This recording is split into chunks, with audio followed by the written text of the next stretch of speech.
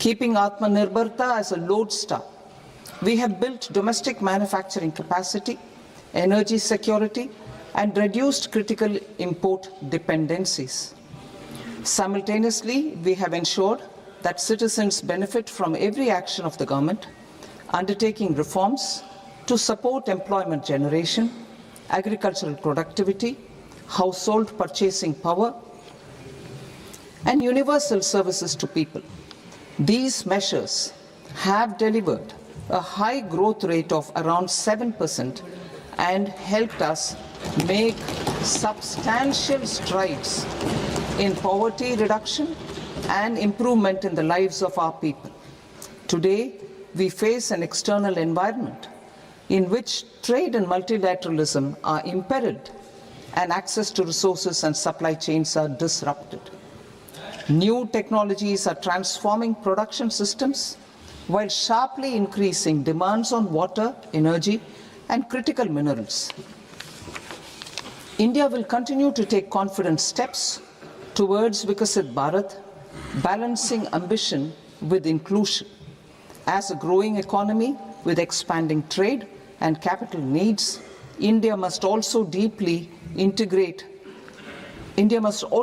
remain deeply integrated with global markets, exporting more and attracting stable long-term investment.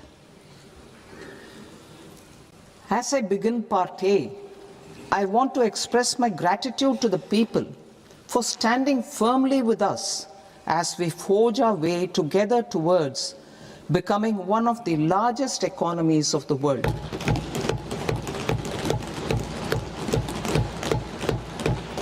Our aim is to transform aspiration into achievement and potential into performance as we ensure that the dividends of growth reach every farmer, the scheduled caste, the scheduled tribes, the nomads, the youth, the poor, and the women. In Vikasit Bharat Young Leaders Dialogue 2026, several innovative ideas were shared with our Prime Minister, which have inspired many of the proposals, making this a unique Yuva Shakti-driven budget. Our government's sankalp is to focus on our poor, underprivileged, and the disadvantaged. To deliver on this sankalp, and given that this is the first budget prepared in Kartavya Bhavan, we are inspired by three Kartavya. Our first Kartavya is to accelerate and sustain economic growth by enhancing productivity and competitiveness and building resilience to volatile global dynamics. Our second Kartavya is to fulfill aspirations of our people and build their capacity, making them strong partners in India's path to prosperity. Our third Kartavya, aligned with our vision of Sabka Saath, Sabka Vikas, is to ensure that every family, community, region, and sector has access to resources, amenities, and opportunities for meaningful participation. This threefold approach requires a supportive ecosystem. The first requirement is to sustain the momentum of structural reforms, continuous, adaptive, and forward-looking. Second, a robust and resilient financial sector is central to mobilizing savings, allocating capital efficiently, and managing risks. Third, cutting-edge technologies, including AI applications, can serve us as force multipliers for better governance. Reform Express. Our government has undertaken comprehensive reforms towards creating employment, boosting productivity, and accelerating growth. After the Prime Minister's announcement on Independence Day in 2025, over 350 reforms have been rolled out. This includes GST simplification, notification of labor codes, and rationalization of mandatory quality control orders. High-level committees have been formed, and in parallel, the central government is working with the state governments on deregulation and reducing compliance requirements.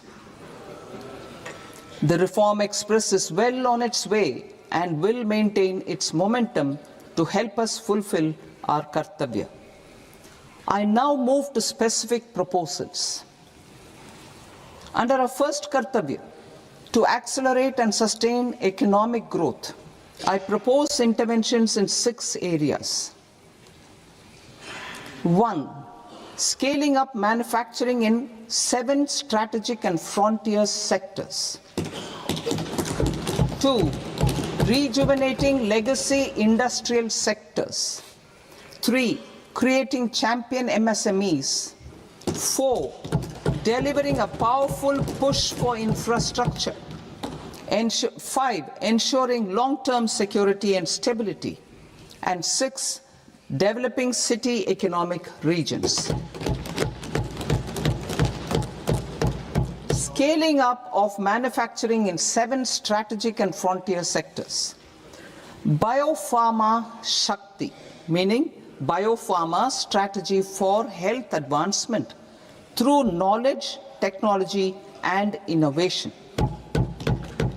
India's disease burden is observed to be shifting towards non-communicable diseases like diabetes, cancer, and autoimmune disorders. Biologic medicines are key to longevity and quality of life at affordable costs. To develop India as a global biopharma manufacturing hub,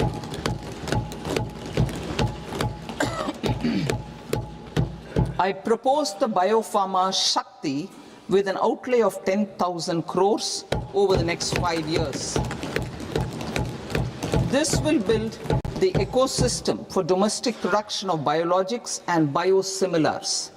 The strategy will include a biopharma-focused network with 3 new national institutes of pharmaceutical education and research, popularly known as NIPERs, and upgrading 7 existing ones.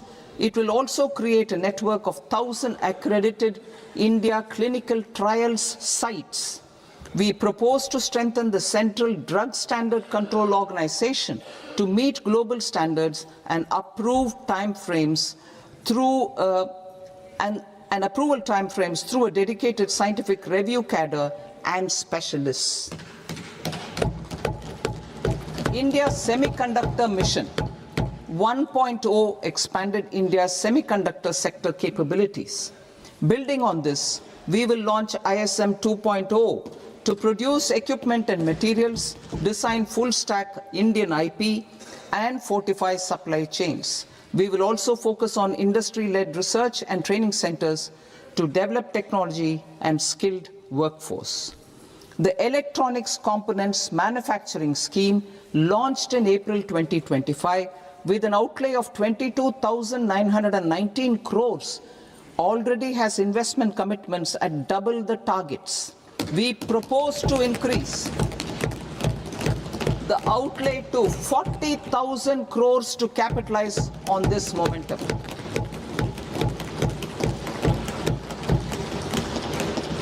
A scheme for rare earth permanent magnets was launched in 2025 November.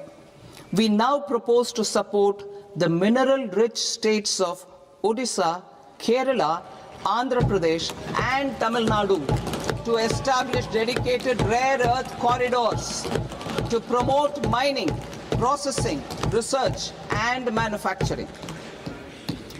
To enhance domestic chemical production and reduce import dependency, we will launch a scheme to support states in establishing 3 dedicated chemical parks through challenge route on a cluster-based plug-and-play model. Strong capital goods.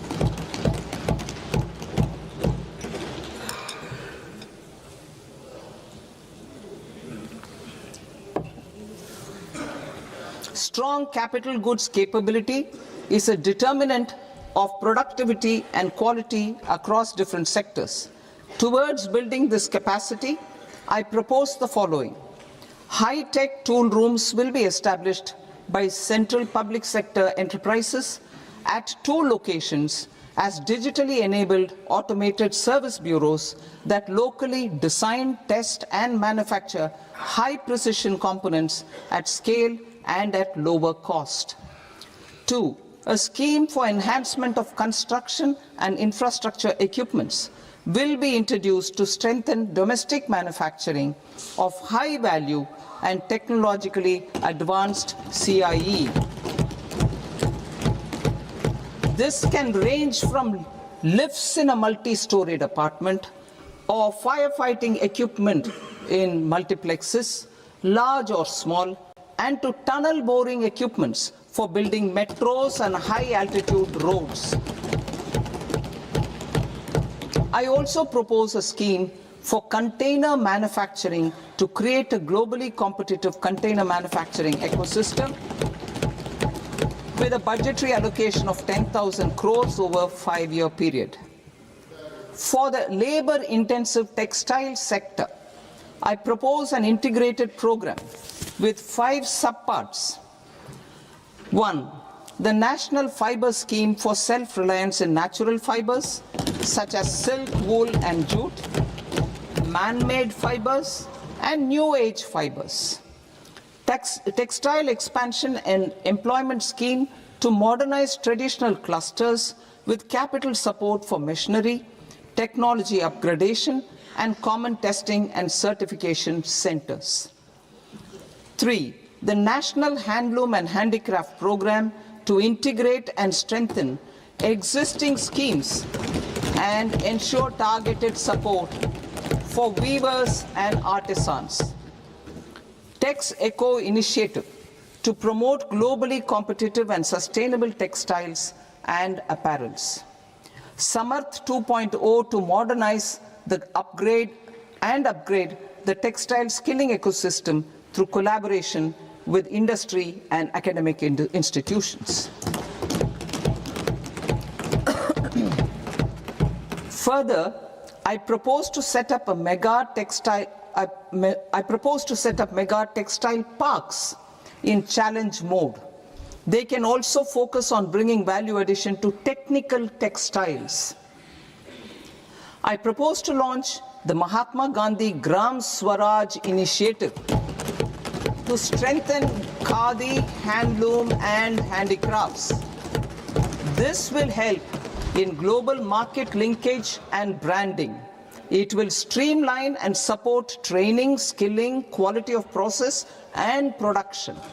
This will benefit our weavers, village industries, One District, One Product ODOP initiative and also our rural youth. India has the potential to emerge as a global hub for high quality, affordable sports goods. I propose a dedicated initiative for sports goods that will promote manufacturing, research and innovation in equipment design as well as material sciences. Rejuvenation of legacy industrial clusters. I propose to introduce a scheme to revive 200 legacy industrial clusters to improve their cost competitiveness and efficiency through infrastructure and technology upgradation. Creating champion SMEs and supporting micro enterprises. Recognizing MSMEs as a vital engine of growth, I propose a 3-pronged approach to help them grow as champions. Equity support. I propose to introduce a dedicated 10,000 crores SME growth fund to create future champions, incentivizing enterprises based on select criteria.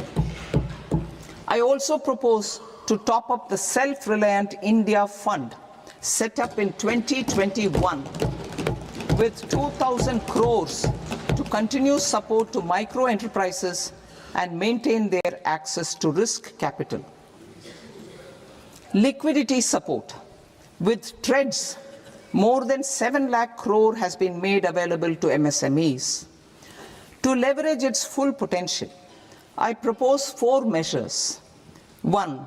Mandate TREDS as the transaction settlement platform for all purchases from MSMEs by CPSEs, serving as a benchmark for other corporates.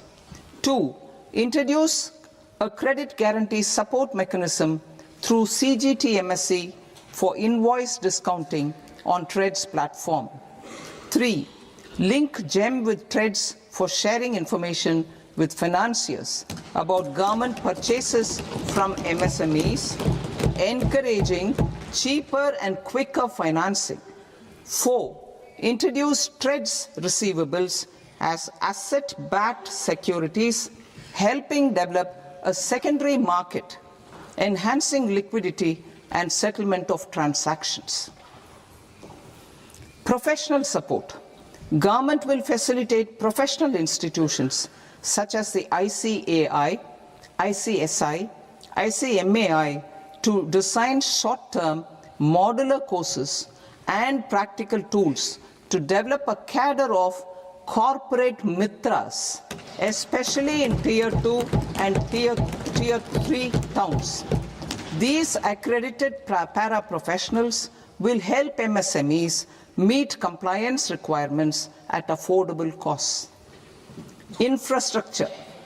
During this past decade, our government has undertaken several initiatives for large-scale enhancement of public infrastructure, including through new financing instruments such as Infrastructure Investment Trust (InvITs) and Real Estate Investment Trust (REITs), and institutions like NIIF and NABFID. We shall continue to focus on developing infrastructure in cities with over 5 lakh population, that is Tier 2, Tier 3 cities, which have expanded to become growth centers. Public capital expenditure has increased manifold from 2 lakh crore in 2014-15 to an allocation of 11.2 lakh crore in BE 25-26. In this coming year, that is financial year 2026-27, I propose to increase it to 12.2 lakh crores to continue the momentum. To strengthen the confidence of private developers regarding risks during infrastructure development and construction phase, I propose to set up an infrastructure risk guarantee fund to provide prudentially calibrated partial credit guarantee to lenders. Over the years, REITs have emerged as a successful instrument for asset monetization. I propose to accelerate recycling of significant real estate assets of the CPSEs through the setting up of dedicated REITs. To promote environmentally sustainable movement of cargo, I propose to 1. Establish new dedicated freight corridors connecting Dankuni in the east to Surat in the west. Operationalize 20 new national waterways over the next 5 years, starting with National Waterways 5 in Orissa to connect mineral-rich areas of Talcher and Angul and industrial centers like Kalinga Nagar to the ports of Paradeep and Dhamra. Training institutes will be set up as regional centers of excellence for development of required manpower for these waterways. This will benefit youth in the entire stretch of the waterways to train and acquire skills. Further, a ship repair ecosystem catering to inland waterways will also be set up at Varanasi and Patna. And C, launch a coastal cargo promotion scheme for incentivizing a modal shift from rail to road to increase the share of inland waterways and coastal shipping from 6% to 12% by 2047. To enhance last mile and remote connectivity and promote tourism, I propose to give incentives to indigenize manufacturing of seaplanes. A seaplane VGF scheme will be also introduced to provide support for operations. Carbon capture, utilization and storage. Aligning with the roadmap launched in December 2025, the carbon capture, utilization and storage technologies at scale will achieve higher readiness and in end-use application across 5 industrial sectors, including power, steel, cement, refineries, and chemicals. An outlay of 20,000 crore is proposed over the next 5 years for this purpose. City economic regions. Cities are India's engines of growth, innovation, and opportunities. We shall now focus on Tier 2, Tier 3 cities, and even temple towns, which need modern infrastructure and basic amenities. This budget aims to further amplify the potential of cities to deliver the economic power of agglomerations by mapping city economic regions based on their specific growth drivers. An allocation of 5,000 crore per CER over 5 years is proposed for implementing their plans through a challenge mode with a reform-cum-result-based financing mechanism. In order to promote environmentally sustainable passenger systems, we will develop 7 high-speed rail corridors between cities as growth connectors, namely Mumbai to Pune, Pune to Hyderabad, Hyderabad to Bengaluru, Hyderabad to Chennai, Chennai to Bengaluru, Delhi to Varanasi, Varanasi to Siliguri.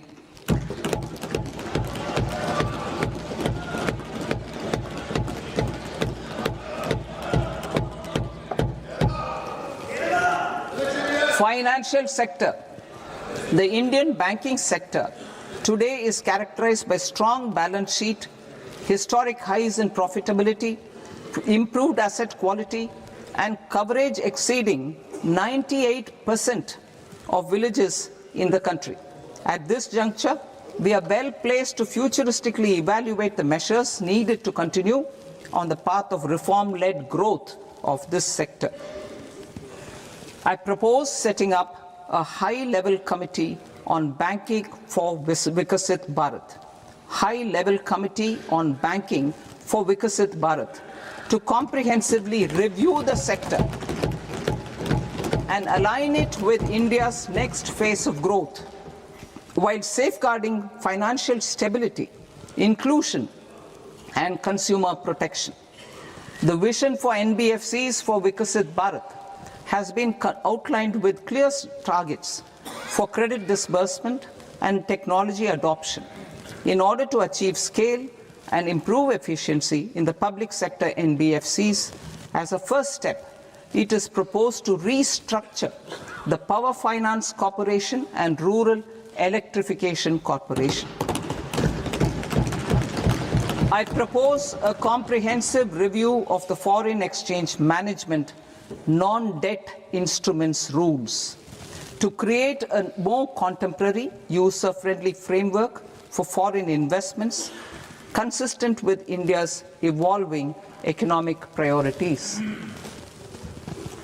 Corporate bond market. I propose to introduce a market-making framework with suitable access to funds and derivatives on corporate bond indices.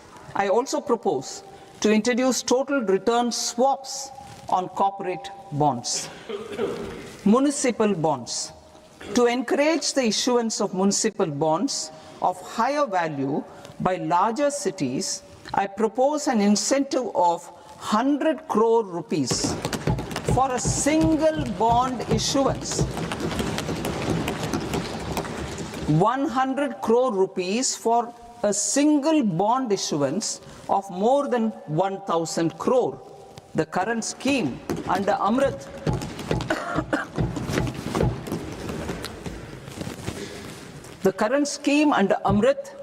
which incentivizes issuances up to 200 crores only, will also continue to support smaller and medium towns.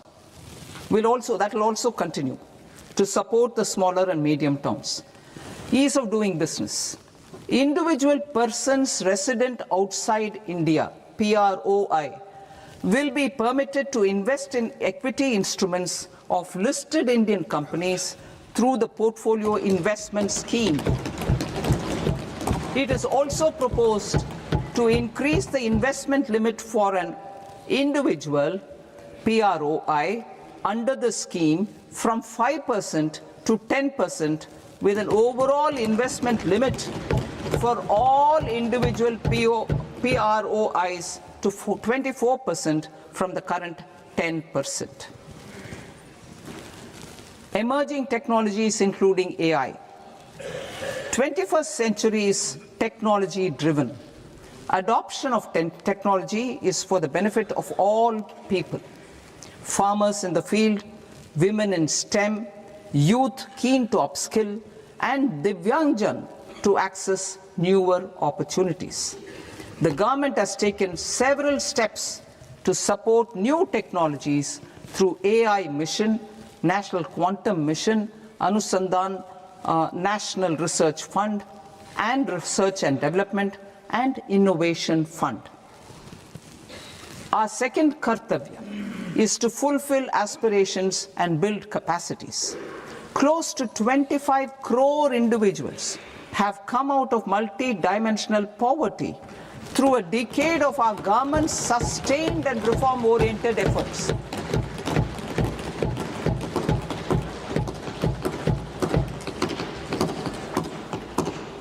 Our government has therefore decided to place a renewed emphasis on the service sector to provide a pathway to fulfilling aspirations of a youthful India with the following measures. I propose to set up a high-powered education to employment and enterprises standing committee to recommend measures that focus on services sector as a core driver of Vikasit Bharat. This will make us a global leader in services with a 10% global share by 2047. The committee will prioritize areas to optimize the potential for growth, employment, and exports.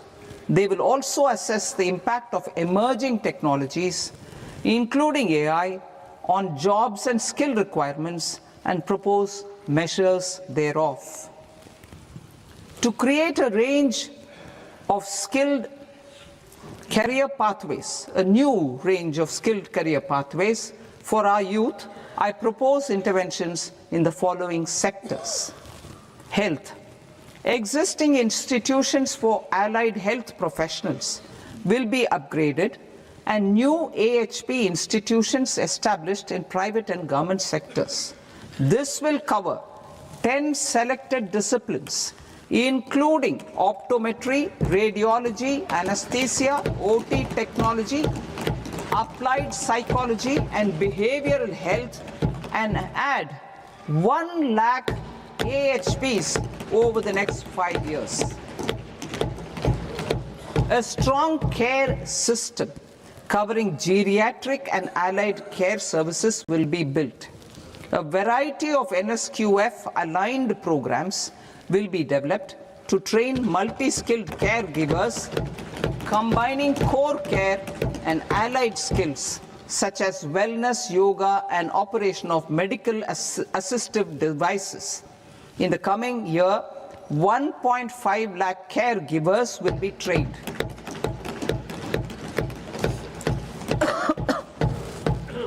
Hubs for medical value tourism. To promote India as a hub for medical tourism services, I propose to launch a scheme to support states in establishing 5 regional medical hubs in partnership with the private sector. These hubs will serve as integrated healthcare complexes that combine medical, educational and research facilities. They will have Ayush centers, medical value tourism facilitation centers and infrastructure for diagnostics, post-care and rehabilitation. These hubs will provide diverse opportunities, job opportunities for health professionals, including doctors and AHPs.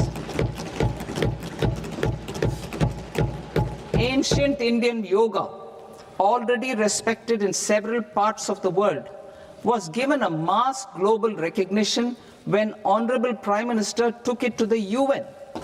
Post-COVID, Ayurveda gained a similar global acceptance and recognition. Exporting quality Ayurveda products helps farmers who grow the herbs and youth who process the products. To meet growing global demand, a few more steps are being taken. I propose to 1. Set up 3 new All India Institutes of Ayurveda. 2.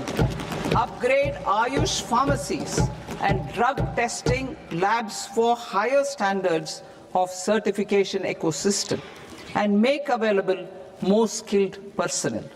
3. Upgrade the WHO Global Traditional Medicine Center in Jamnagar to bolster evidence-based research, training and awareness for traditional medicine. Animal husbandry. Livestock contributes to close to 16% of farm income, including of poor and marginal households.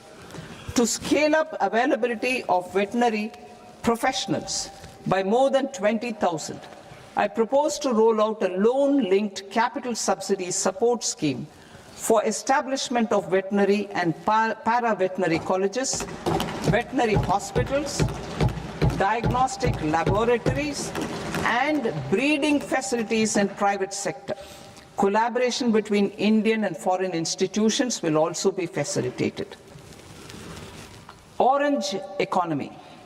India's animation, visual effects, gaming and comics sector, AVGC sector, is a growing industry projected to require 2 million professionals by 2030. I propose to support the Indian Institute of Creative Technologies, Mumbai, in setting up AVGC content creator labs in 15,000 secondary schools all over the country and 500 colleges. The Indian design industry is expanding rapidly, and yet there is a shortage of Indian designers. I propose to establish, through Challenge Route, a new National Institute of Design to boost design education and development in the eastern region of India. Education. Our government will support states through Challenge Route in creating 5 university townships in the vicinity of major industrial and logistics corridors. These planned academic zones will host multiple universities, colleges and research institutions, skill centers and residential complexes. In higher education, STEM institutions, prolonged hours of study and laboratory work pose some challenges for girl students. Through VGF, viability gap funding and capital support, 1 girls' hostel will be established in every district.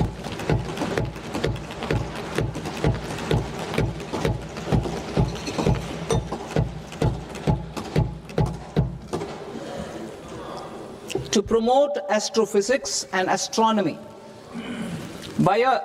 via immersive experiences.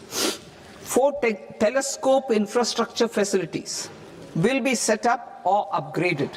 The National Large Solar Telescope, the National Large Optical Infrared Telescope, the Himalayan Chandra Telescope, and the Cosmos 2 Planetarium.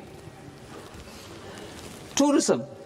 The tourism sector has the potential to play a large role in the employment generation, forex earnings, and expanding the local economy.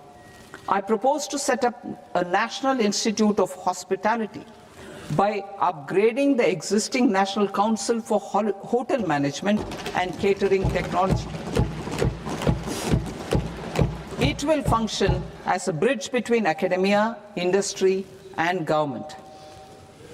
I also propose a pilot scheme for upskilling 10,000 guides in 20 iconic tourist sites through a standardized, high-quality, 12-week training course in hybrid mode in collaboration with the Indian Institute of Management.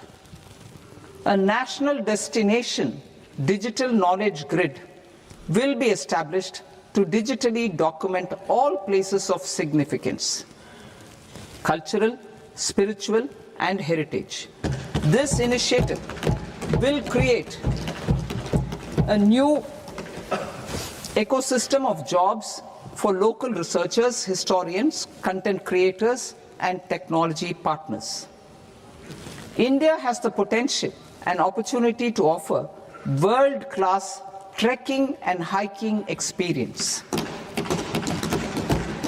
We will develop ecologically sustainable mountain trails in Himachal Pradesh, Uttarakhand, and Jammu Kashmir. Also in Araku Valley in the Eastern Ghats and Podigai Malai in the Western Ghats. Turtle trails along key nesting sites in the coastal areas of Odisha, Karnataka, and Kerala. And 3 bird watching trails along the Pulikat Lake in Andhra Pradesh, Tamil Nadu. It's on the border. Under the visionary leadership of Honorable Prime Minister, we established the International Big Cat Alliance in 2024. This year, India is hosting the first ever Global Big Cat Summit, where heads of governments and ministers from 95 range countries will deliberate on collective strategies for conservation. Heritage and culture tourism. I propose to develop 15 archaeological sites, including Lothal, Dolavira, Rakhi Gadi, Adichanallur, Saranath, Hastinapur, and Leh Palace into vibrant experiential cultural destinations. Excavated landscapes will be open to the public through curated walkways. Immersive storytelling skills and technologies will be introduced to help conservation labs, interpretation centers, and guides. The sports sector provides multiple means of employment, skilling, and job opportunities. Taking forward the systematic nurturing of sports talent which is set in motion through the Khelo India program earlier, I propose to launch a Khelo India mission to transform the sports sector over the next decade. The mission will facilitate an integrated talent development pathway supported by training centers which are foundational, intermediate, and elite levels. B, systematic development of coaches and support staff. C, integration of sports science and technology. D, competitions and leagues to promote sports culture and provide platforms. And E, development of sports infrastructure for training and competition. Our third Kartavya aligns with our vision of Sabka Saath, Sabka Vikas towards Vikasit Bharat. This requires targeted efforts for 1. Increasing farmer incomes through productivity enhancement and entrepreneurship, with special attention to small and marginal farmers. B. Empowering Divyangjan through access to livelihood opportunities, training, and high-quality assistive devices. C. Empowering the vulnerable to access mental health and trauma care. D. Focus on the Purvodaya states and the Northeast region to accelerate development and employment opportunities. Fisheries. We will undertake initiatives for integrated development of 500 reservoirs and Amrit Sarovars. 2. Strengthen the fisheries value chain in coastal areas and enable market linkages involving startups and women-led groups together with fish farmer producer organizations. Animal husbandry.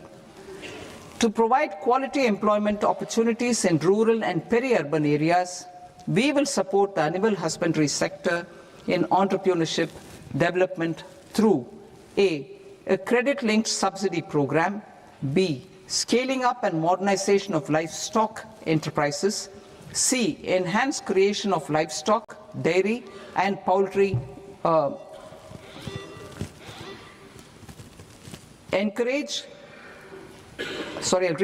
Enhanced creation of livestock, dairy, and poultry-focused integrated value chains.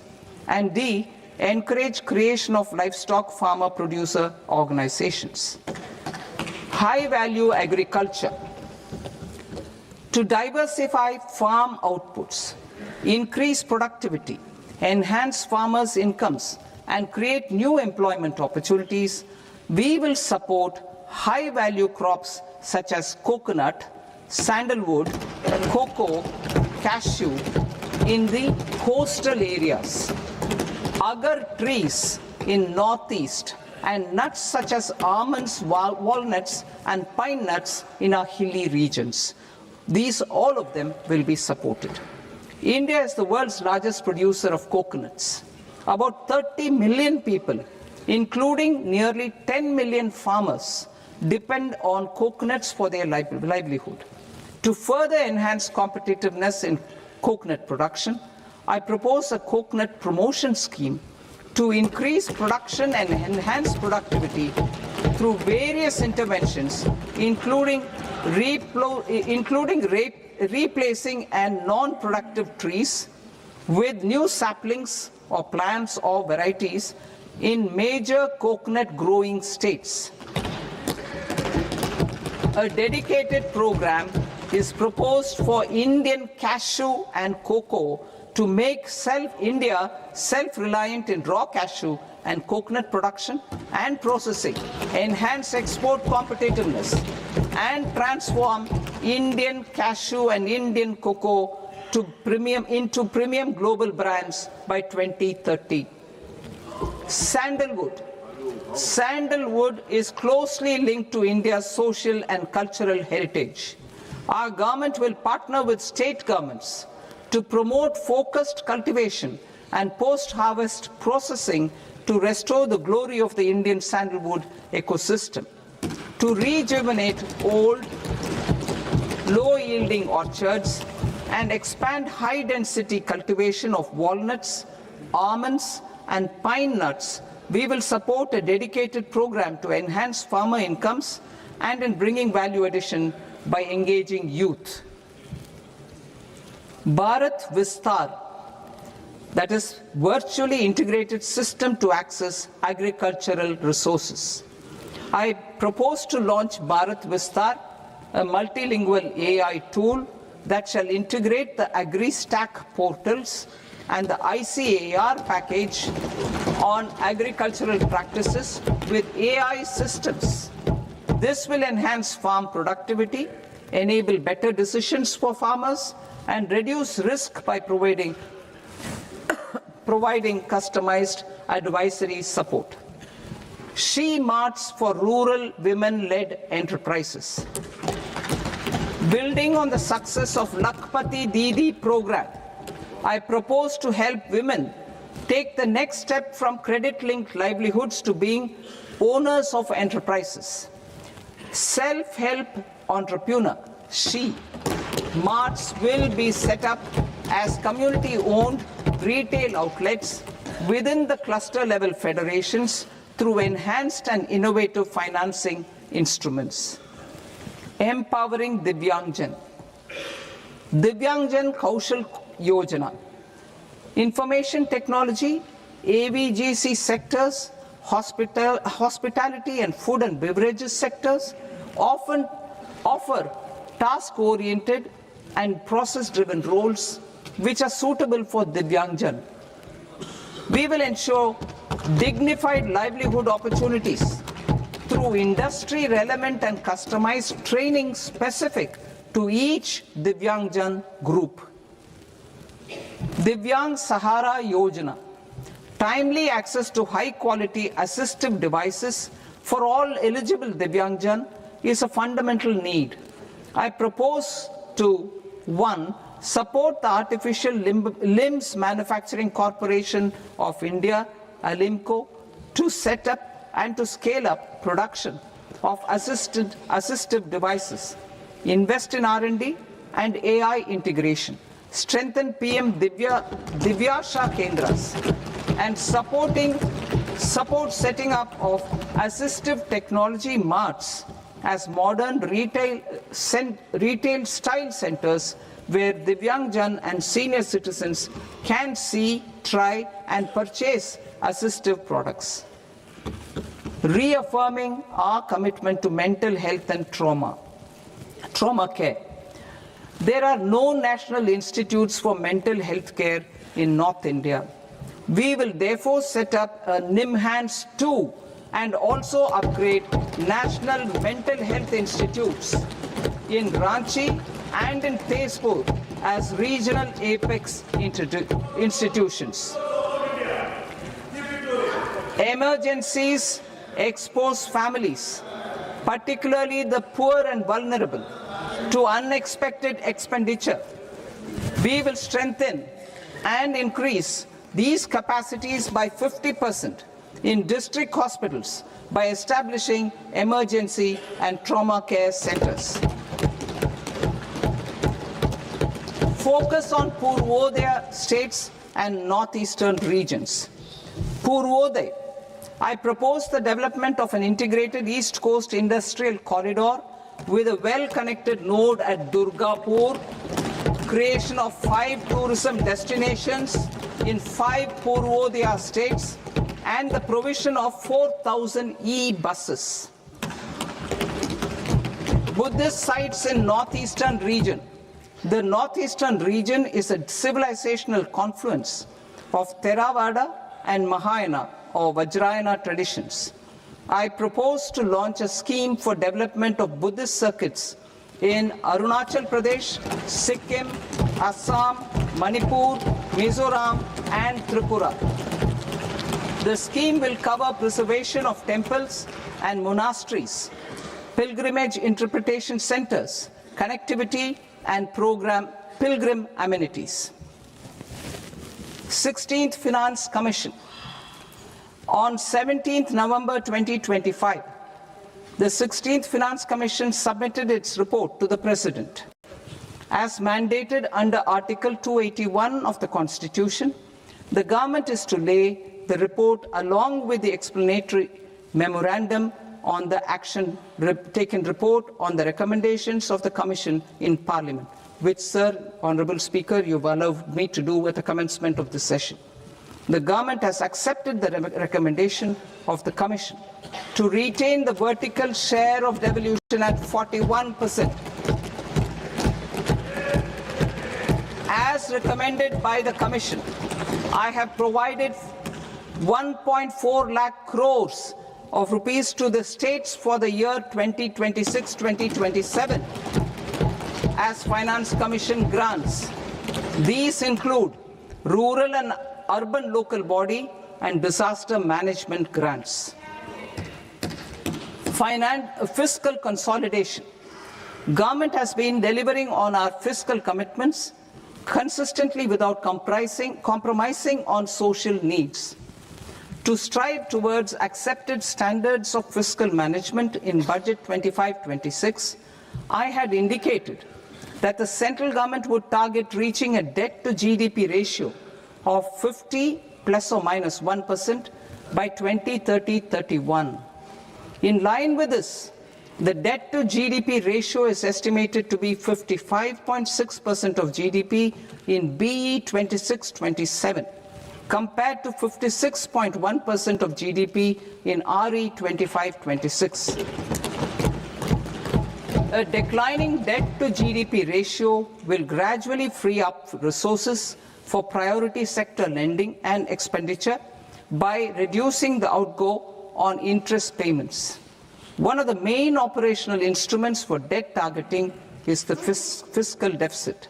I am happy to inform this august House that I fulfilled my commitment made in 2021-2022 to reduce fiscal deficit below 4.5% of GDP by 25-26. In RE 25-26, the fiscal deficit has been estimated at par with BE of 2025-26 at 4.4% of GDP. In line with the new fiscal prudence path of debt consolidation, the fiscal deficit in BE 26-27 is estimated to be 4.3% of the GDP.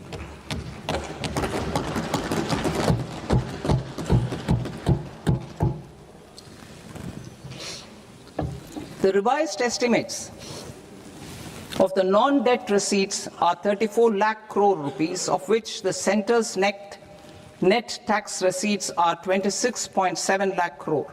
The revised estimate of the total expenditure is 49.6 lakh crore rupees, of which the capital expenditure is about 11 lakh crores.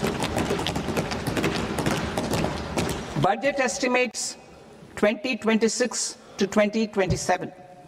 Coming to 26-27, the non-debt receipts and the total expenditure are estimated as 36.5 lakh crore and 53.5 lakh crore respectively. The centre's net tax receipts are estimated at 28.7 lakh crore rupees. To finance the fiscal deficit, the net market borrowings from dated securities are estimated at 11.7 lakh crore rupees. The balance financing is expected to come from small savings and other sources. The gross market borrowings are estimated at 17.2 lakh crore rupees. I'll now move to Part B. Part B, direct taxes.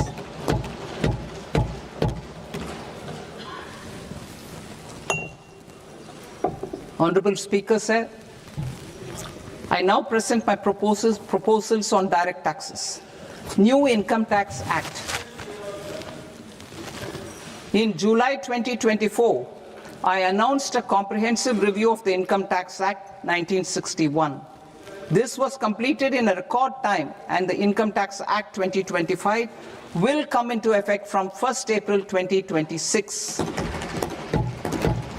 The simplified income tax rules and forms will be notified shortly, giving adequate time to taxpayers to acquaint themselves with its requirements. The forms have been redesigned such that ordinary citizens can comply without difficulty. Ease of living. I propose that any interest awarded by the Motor Accident Claims Tribunal to a natural person will be exempt from income tax, and any TDS on this account will be done away with. I propose to reduce TCS rate on the sale of overseas tour program package from the current 5% and 20% to 2% without any stipulation of amount.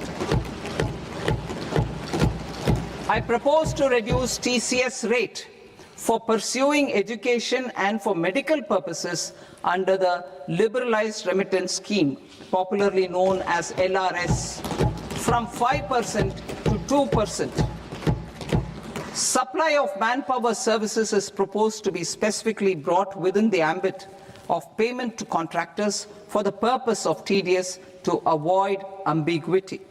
Thus, TDS on these services will be at the rate of either 1% or 2% only. I propose a scheme for small taxpayers wherein a rule-based automated process will enable obtaining a lower or nil deduction certificate instead of filing an application with the assessing officer. For the ease of taxpayer holding securities in multiple companies, I propose to enable depositories to accept Form 15G or Form 15H from the investor and provide it directly to various relevant companies. I propose to extend time available for advising returns from 31st December to up to 31st March with the payment of a nominal fee.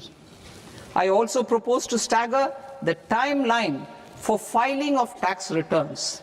Individuals with ITR 1 and ITR 2 returns will continue to file till 31st July, and non-audit business cases or trusts are proposed to be allowed time till 31st August.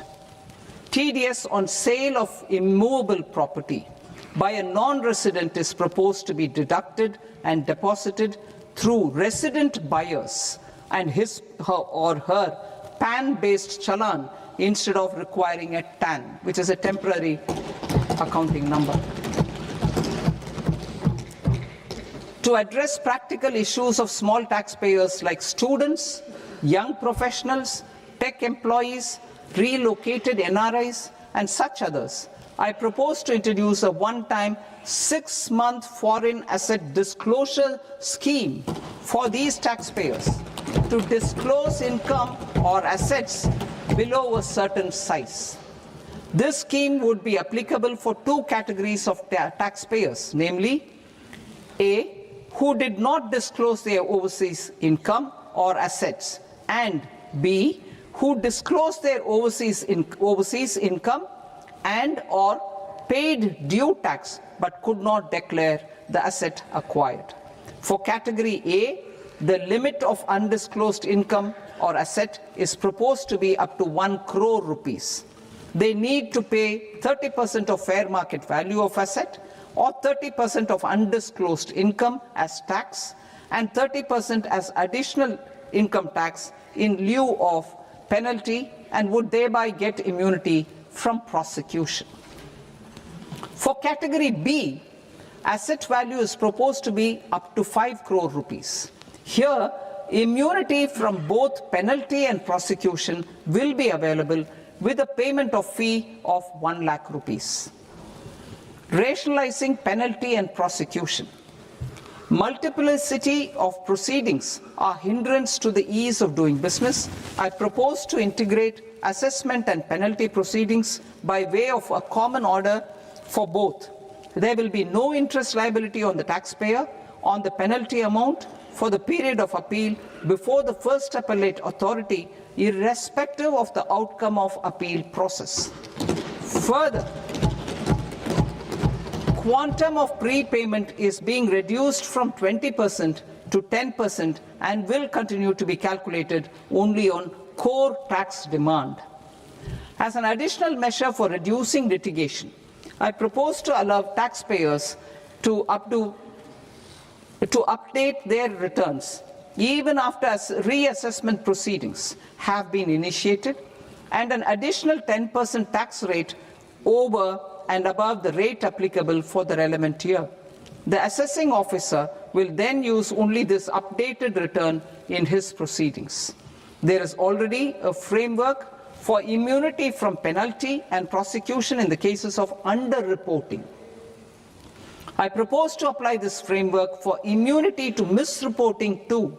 However, in such a case, the taxpayer will need to pay 100% of the tax amount as an additional income tax over and above the tax and interest due. Penalties for certain technical defaults such as failure to get accounts audited, non-furnishing of transfer pricing audit report, and default in furnishing statement for financial transactions are proposed to be converted into fee.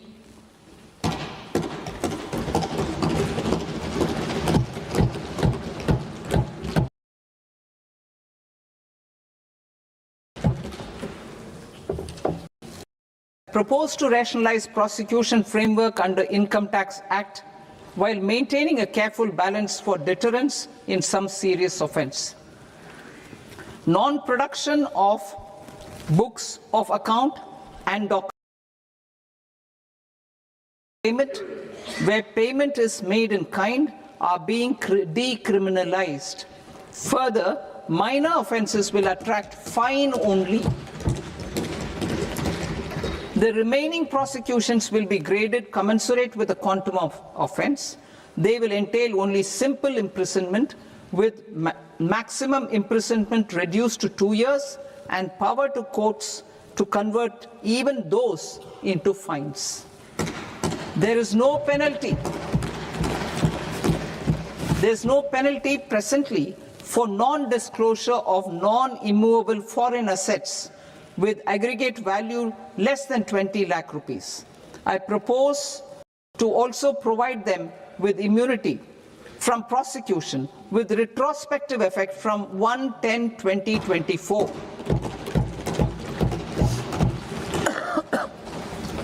Cooperatives. Deduction is already allowed to a primary cooperative society engaged in supplying milk, oilseeds, fruits or vegetables raised or grown by its members. I propose to extend this deduction to also include supply of cattle feed and cotton seed produced by its members. I propose to allow inter-cooperative society dividend income as deduction under the new tax regime to the extent it is further distributed to its members. I further propose to allow exemption for a period of 3 years to dividend income received by a notified national cooperative federation on their investments made in companies up to 31/1/2026. This exemption would be allowed only for dividends further distributed to its member cooperatives. Supporting IT sector as India's growth engine. India is a global leader in software development services, IT-enabled services, knowledge process outsourcing services, and contract R&D services relating to software development. These businesses and their segments are quite interconnected with each other. All these services are proposed to be clubbed under a single category of information technology services with a common safe harbor margin of 15.5% applicable to all. The threshold for availing safe harbor for IT services is being enhanced substantially from 300 crore rupees to 2,000 crore rupees. Safe harbor for IT services shall be approved by an automated rule-driven process without any need for tax officer to examine and accept the application. Once applied by an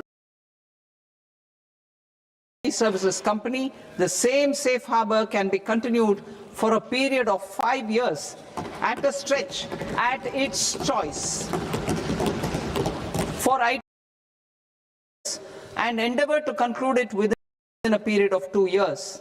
The period of 2 years can be extended by a further period of 6 months on taxpayers' request. I propose to extend the facility of modified returns available to the entity entering APA to its associated entities also. Attracting global business and investment. Recognizing the need to enable critical infrastructure and boost investment in data centers, I propose to provide tax holiday till 2047 to any foreign company that provides cloud services to customers globally by using data center services from India. It will, however, need to provide services Indian customers through an Indian reseller entity. I also propose to provide a safe harbor of 15% on cost in case the company providing data center services from India is a related entity. To harness the efficiency of just-in-time logistics for electronic manufacturing, I propose to provide safe harbor to non-residents for component warehousing in a bonded warehouse at a profit margin of 2% of the invoice value. The resultant tax of about 0.7% will be much lower than in competing jurisdictions. To provide fillip to toll manufacturing in India, I propose to provide exemption from income tax for 5 years to any non-resident who provides capital goods, equipment or tooling to any toll manufacturer in a bonded zone. To encourage vast pool of global talent to work in India for a longer period of time, I propose to provide exemption to global non-India sourced income of a non-resident expert for a stay period of 5 years under notified schemes. I propose to provide exemption from minimum alternate tax, the MAT, to all non-residents who pay tax on presumptive basis. Tax administration. I propose to constitute a joint committee of Ministry of Corporate Affairs and Central Board of Direct Taxes for incorporating the requirements of income computation and disclosure standards, the ICDS, in the Indian Accounting Standards, IND AS itself. Separate accounting requirement based on ICDS will be done away with from the tax year 27-28.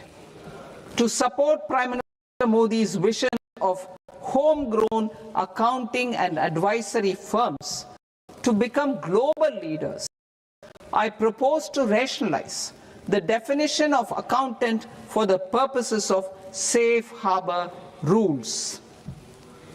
Other tax proposals. Change in taxation of buyback was brought in to address the improper use of buyback route by promoters. In the interest of minority misuse of tax arbitrage, promoters will pay an additional buyback tax. This will make effective tax 22% for corporate promoters. For non-corporate promoters, the effective tax will be 30%. TCS rate for sellers of specific goods, namely alcoholic liquor,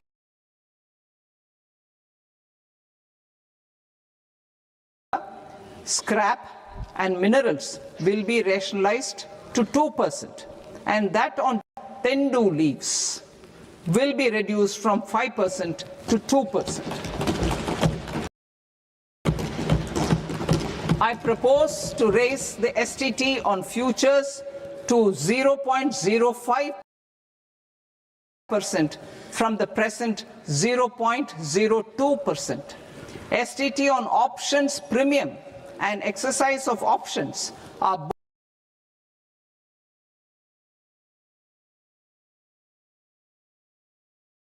both proposed to be raised to 0.15% from the present rate of 0.1% and 0.125% respectively.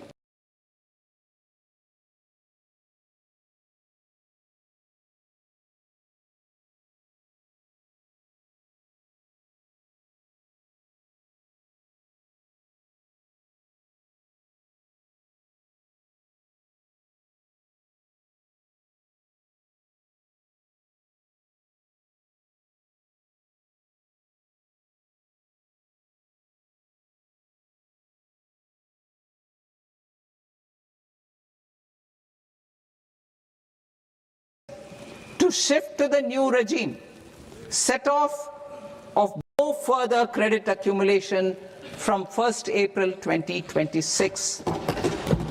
In line with this change, the rate of final tax is being reduced to 14% from the current MAT rate of 15%.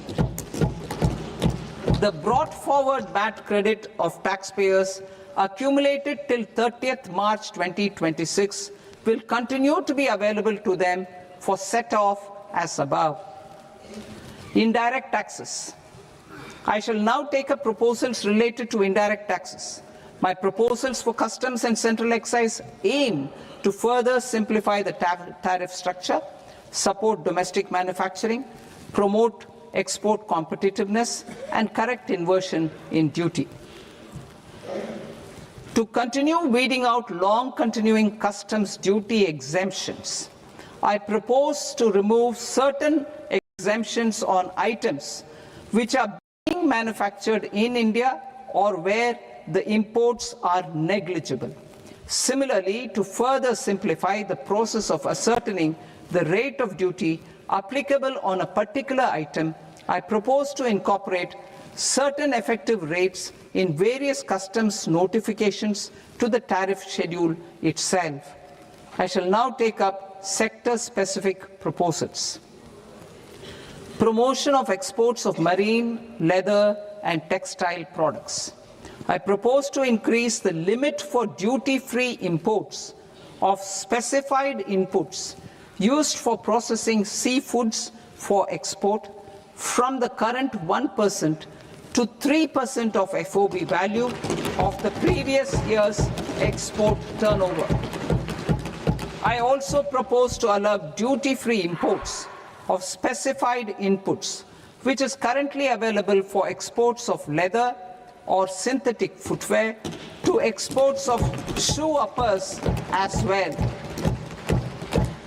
I propose to extend the time period for export of final product from the existing 6 months to 1 year for exporters of leather or textile garments, leather or synthetic footwear, and other leather products. Energy transition and security. I propose to extend the basic customs duty exemption given to capital goods used for manufacturing lithium-ion cells for batteries to those used for manufacturing lithium-ion cells for battery energy storage systems also. I propose to exempt basic customs duty on import of sodium antimonate for use in manufacture of solar glass.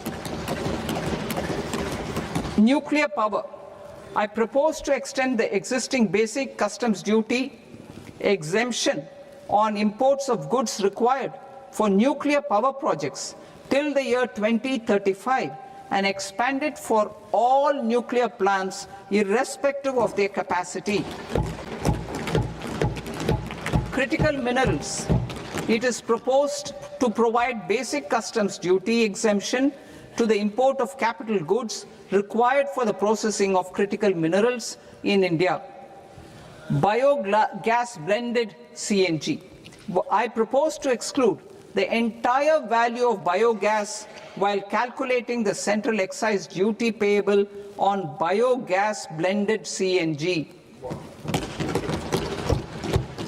Civil and defense aviation. I propose to exempt basic customs duty on components and parts required for the manufacture of civilian training and other aircrafts. It is proposed to exempt basic customs duty on raw materials imported for the manufacture of parts of aircraft to be used in maintenance, repair, or overall requirements by units in the defense sector. Electronics. To deepen value addition in the consumer electronics sector, I propose to exempt basic customs duty on specified parts used in the manufacture of microwave ovens. Special economic zone. To address the concerns arising about utilization of capacity by manufacturing units in the special economic zones due to global trade disruptions, I propose as a special one-time measure to facilitate sales by eligible manufacturing units in SEZs to the domestic tariff area at concessional rates of duty. The quantity of such sales will be limited to a prescribed proportion of their exports. Necessary regulatory changes will be undertaken to operationalize the measures while ensuring level playing field for the units working in the DTA. Ease of living. To rationalize the customs duty structure for goods imported for personal use, I propose to reduce the tariff rate on all dutiable goods imported for personal use from 20% to 10%. To provide relief to patients, particularly those suffering from cancer, I propose to exempt basic customs duty on 17 drugs or medicines. I propose also to add 7 more rare diseases for the purposes of exempting import duties on personal imports of drugs, medicines, and food for special medical purposes used in their treatment. Customs process. India's role and share in the global trade is poised for a major leap in line with our ambition and journey towards Viksit Bharat. In this regard, I propose many measures for custom processes to have minimal intervention for smoother and faster movement of goods and greater certainty to the trade. Trust-based systems. I propose to enhance duty deferral period for Tier 2 and Tier 3 authorized economic operators, known as AEOs, from 15 days to 30 days. I propose to provide eligible manufacturer importers the same duty deferral facility. This should encourage them to get themselves accredited as a full-fledged Tier 3 AEO in due course. To provide greater certainty and for better business planning, I propose to extend validity period of advance ruling binding on customs from the present 3 years to 5 years. In the spirit of the whole of government approach,